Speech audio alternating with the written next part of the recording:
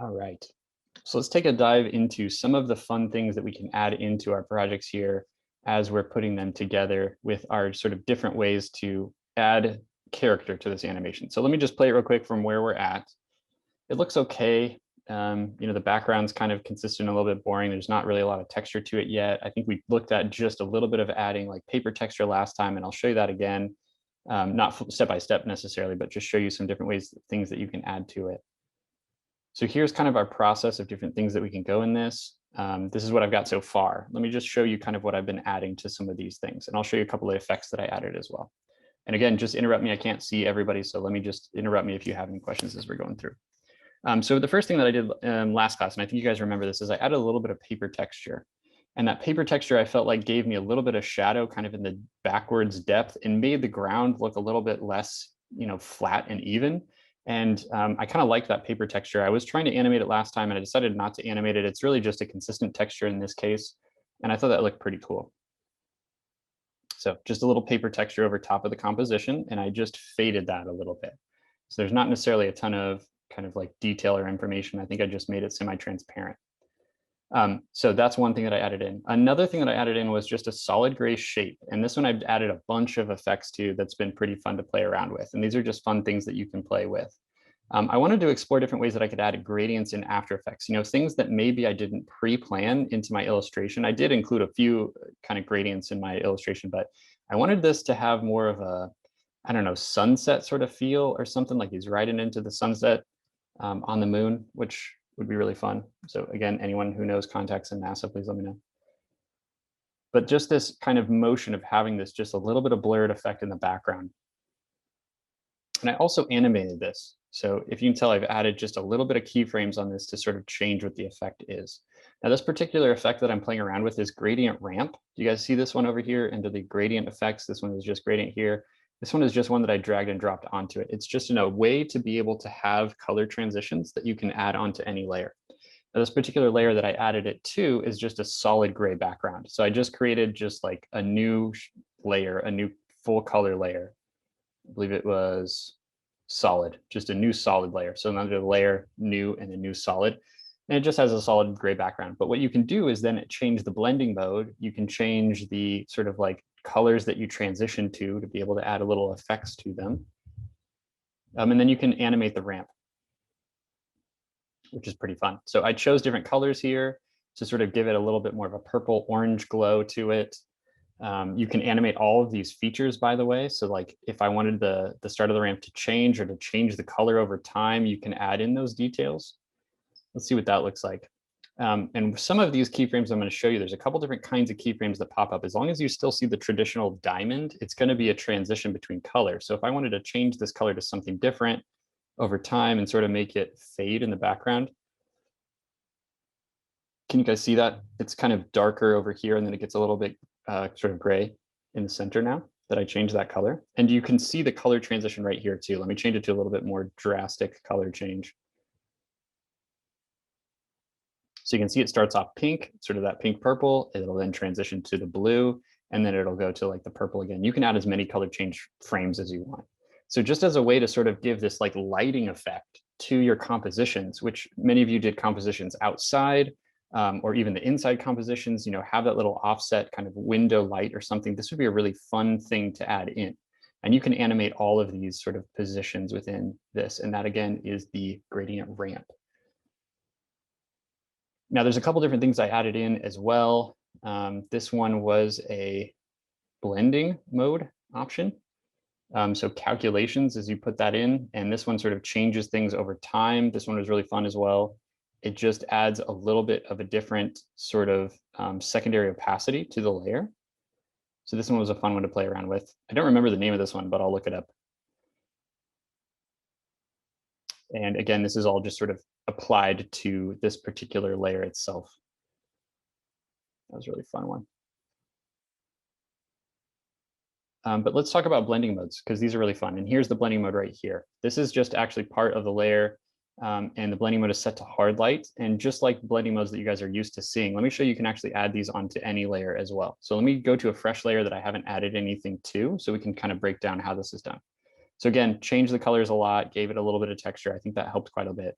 I'm just going to sort of like hide my layers until I have, let's do the rocks.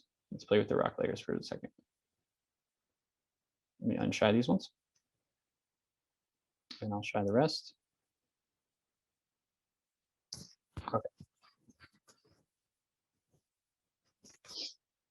So on the rock layers, and let me get to a position where you can see where the rocks are at. I really just want to focus on one of these and we'll just kind of play around with it. There's a lot of different opportunities that you can jump into when you want to add effects to these. So I think this is, which one, Trevor? Okay, Trevor rock. So Trevor is just hanging out over here. It's kind of in the bottom of my composition, but maybe I want to add a little bit of lighting effects to it or color effects to it, and that can be really fun. So if I right click on the layer, right, I have my normal things, I've added an effect of a puppet pin, I can transform. You guys are used to seeing those things so far. Those are the only things I have on this layer so far. If I right click, there's a couple different options. One of those is just a blending mode. And of course you can change the blending mode if I hit the toggle switches and modes. This is the mode right here. And that's the blending mode. There's tons of these, and they're just going to interact with the layers beneath it in a little bit different way. I think you guys are used to seeing blending modes in like Photoshop. Illustrator has blending modes as well. So you guys, I'm sure, are used to seeing those kinds of things. But there's an opportunity to sort of give just a little bit of a variation or change to some of these objects, and it will interact differently with the layers that are beneath it. So if anything that's happening within the motion is like changing the color, it'll also change the color over time because of the color of the background changes as it cascades with the blending mode, which is really pretty fun to do. The other thing that I wanted to share with you guys is that you can also add in layer styles. Just emoji if you guys are familiar with layer styles in Photoshop. You guys know what I'm talking about, layer styles? A few of you? Okay. So if you haven't tried this in Photoshop before, this is actually really, really fun to do. If you right click on any layer, you also have the option to choose layer styles. I think you can get to it as well if you double click on any layer, like not on the name to like change the name in Photoshop, but if you just double click on any layer, it will give you an option to sort of see the layer styles. And you can also do this in After Effects, which is just fantastic. And you can animate the layer style. So let's take a look at these. If you wanted to add a drop shadow, an inner shadow, an outer glow, inner glow, bevel and emboss, satin, a color overlay or gradient overlay, or a stroke, an outline, you can add all of these things within this layer style option. One of my favorite ones to play around with is the gradient overlay. And what's really fun about this is if you can tell, it looks like I've already messed with it a little bit. But do you see I've made this so much brighter with this particular color gradient overlay that I've added onto it? And then look at all these things that you can animate with the gradient overlay.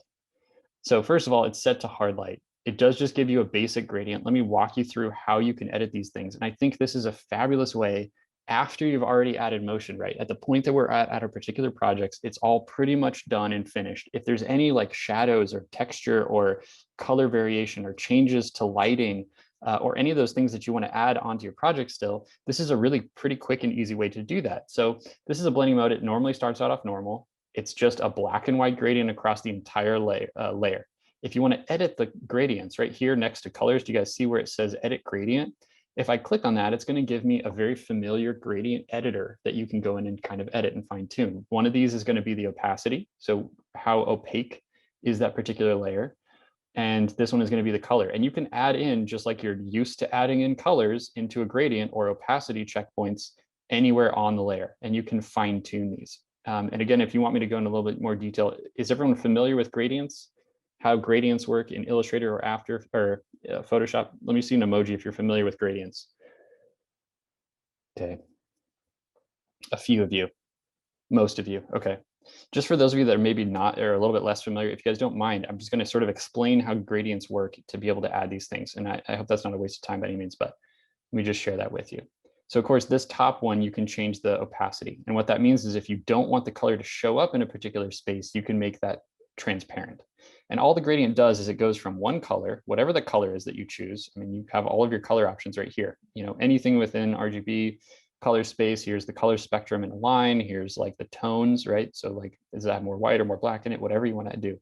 You can have that color fade onto this object. And as you can tell, you can move these around independently. And if you watch the object here while I'm sort of just transitioning these things, you can see the effect it's having on this particular layer.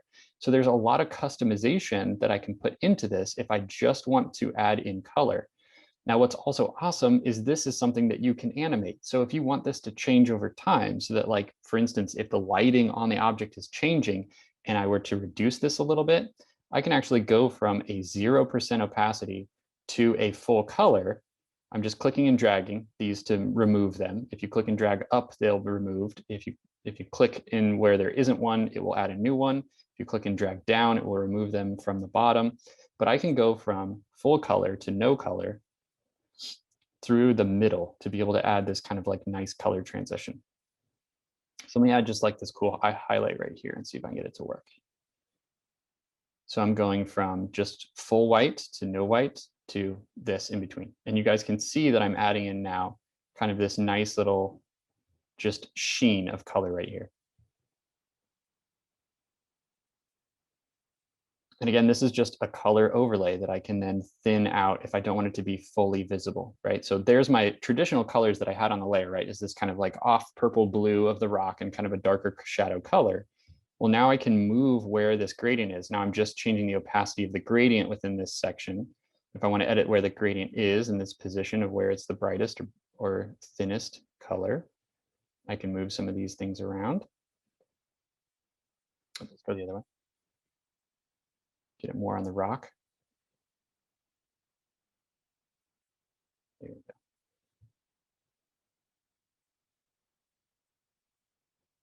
There, so I've just got just a little light sheen on the front here. And this is maybe something that you can use to create kind of like a sheen on glass. And if you wanted it to move, you can animate it in this way. So as, of course, the object itself is moving, but if I were to edit this gradient, you can animate it across time, which is pretty fun. So let me see if I can do that so that it shows up in a little bit different place. And I'm just dragging these around to sort of change the position so that it looks like it transitions from one spot to the other. You guys see that that kind of gradient is moving across the surface? So you can animate gradients, you guys. How cool is that? So this is a really, really fun way to sort of add in lighting or effects. You can also add in blending modes. And had I had it before, you can sort of set up a standard gradient for yourself. Let me delete this. Go back to how it was regularly. It's just a standard gradient, sort of black and white tones here.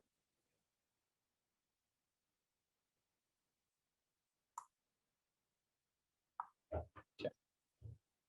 Let's reverse these. There we go. So that's what I had before. And also set to hard light. And it really just adds a lot of variation within the frame of the object. You don't have to animate it, but it just deepens the shadows. Maybe it's too deep. I can change the color or the opacity if I want to. But just add a little bit of a light on the front end of that rock is a nice, just little detail. And that's something that I can apply to other things too. So I'm pretty sure you can copy these. So let me try that. I'm gonna hold down the Option key. See if I can copy this and paste it onto another rock. Nope. Whoops. I'm pretty sure I just crashed my After Effects. Hold on, I'm gonna pause. All right, try that one more time. So let me go back to my Trevor rock here. See if I can right click again to add these in. Go to Layer Styles and we'll do a gradient overlay. And again, these are just really fun things that I think you can play around with when you're positioning them. It looks like it remembers the last gradient that you played around with, which is a really nice feature. You can also change the angle, of course, if you want them to like sort of be in a different position. And I mean, that looks pretty nice right there. It may be that this gradient is just a little bit too dark in the shadow. So I'll just lighten it a tiny bit. And that looks pretty good, to be honest. Just adding that little hint of light is a really nice feature onto this rock. It gives it a little bit more character. And I can also scale it, right? So like you can scale it, you can offset it, which if you want to just move the gradient, this is how you can move it. So all these features are here and they can all be animated over time, which is amazing. Let me try animating a few gradients over top of my background layer, which is maybe one that you guys haven't thought about playing around with much yet. So let me delete this. You can just click on them and sort of hit delete. If you want to delete all your layer styles, you can delete them. And again, I'm just sort of sharing this gradient style of the overlay, the gradient overlay. But this one's pretty fun. So let me zoom out here for a second. And you can add in quite a lot of character onto this particular background too. So it doesn't have to be flat in this sense. Any of the layers that you can do this on, it will be conformed to the shape of the layer. So if it's multiple objects that are spaced out, you can do it in that way. But there's a lot of fun things where you can sort of add in different blending modes on top of your layers as well to just give them a little bit more of a character. You know, maybe you don't want to soften it just a little bit, But now I can add in some light, change the angle. It doesn't need to be 90 degrees, right? I kind of have the light source over here, maybe like he's writing into that light source, but that deepens the shadow in the back end, which I think is really nice. Gives it just a little bit more character. And again, this is traditionally a layer that I wasn't going to do anything to anyway. So just being able to add in just that little subtle light, I think is really pretty fun. And a lot of these are going to blend differently, right? So like that one is way intense. I like this kind of purple fade here, which is nice. Hard mix is probably pretty wild. Yeah, look at that. That's kind of fun. And I think what you're doing within this process when you're playing with blends this way is you're really pushing the color that you can get out of RGB. And since this is an animation and you're working in RGB and you don't have to worry about trying to get things to print, you can really have fun with pushing your color palette in really, really fun ways, which is pretty cool. So this is a really fun one that I recommend if you haven't thought about adding little light things or little hints of light onto the edges of your shapes, adding little textures. A lot of the layer styles are really pretty fun to play around with. And you can animate them over time if you want. So if you want them to just dance a little bit. So like here's 1 second, I'll go ahead and add in a different blending mode. Let me animate the blending mode so you guys can see how this one works. So the blending mode doesn't fade, unfortunately. There's not really any way to be able to fade these things. So what it does is it just switches from one spot to the other. Do you guys see that this is sort of a square keyframe within that space? So this square keyframe is really like a hold keyframe, similar to our hold keyframes. And it's just going to transition really quickly. You could get them to fade if you wanted to. A way to get them to fade would be to duplicate the object and to limit where you can see it. So if I wanted it to sort of fade, I can use the opacity setting to make a duplicate of this, shrink this down. So then the next copy, if I wanted to make a copy, I can have 2 background layers. Let me get just my background layers here.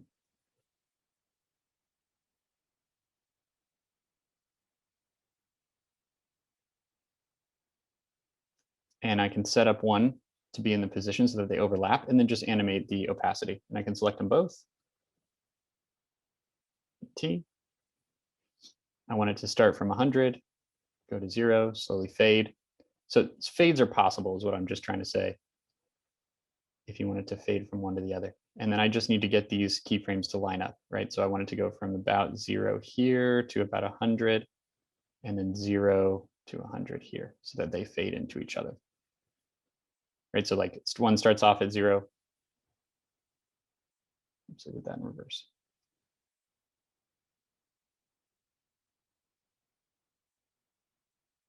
There we go. So they sort of just fade into each other. So you can have these kind of lighting effects. So one is going to go from, let's change this blending mode to something different. Color dodge. I believe this one is still set to hard light. Yep. I'll blend them from there.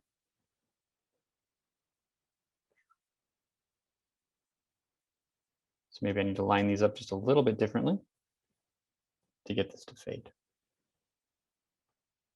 So even though some of these settings are not like animated as much as they could be, they certainly can transition.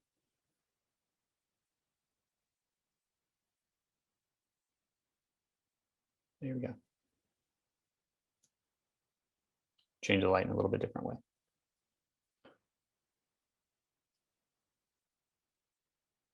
All right. So if you haven't thought about it, guys, try right-clicking, play with the layer styles, inner glow, outer glow. These are really, really fun to add texture and things to as well. Let's play around with that for a minute. We find this rock real quick. Let's do Trevor Rock again.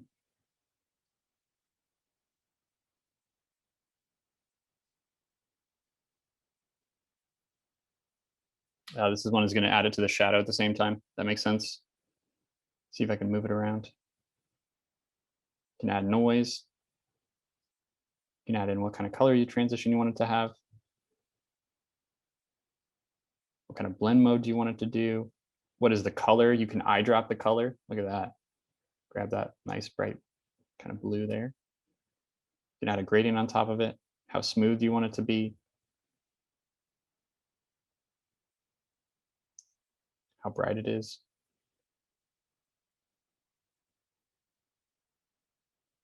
And it's adding to the shadow, which doesn't quite work with this layer, but I think you guys can see you can add in just a little hint of texture and things this way. And you can even animate this. So if you animate the noise, it'll make it look like it's dancing, right? And that one is just keyframes, move it forward where we can see it, animate it again. It's gonna have just a little this kind of like dancing texture, and you can loop this.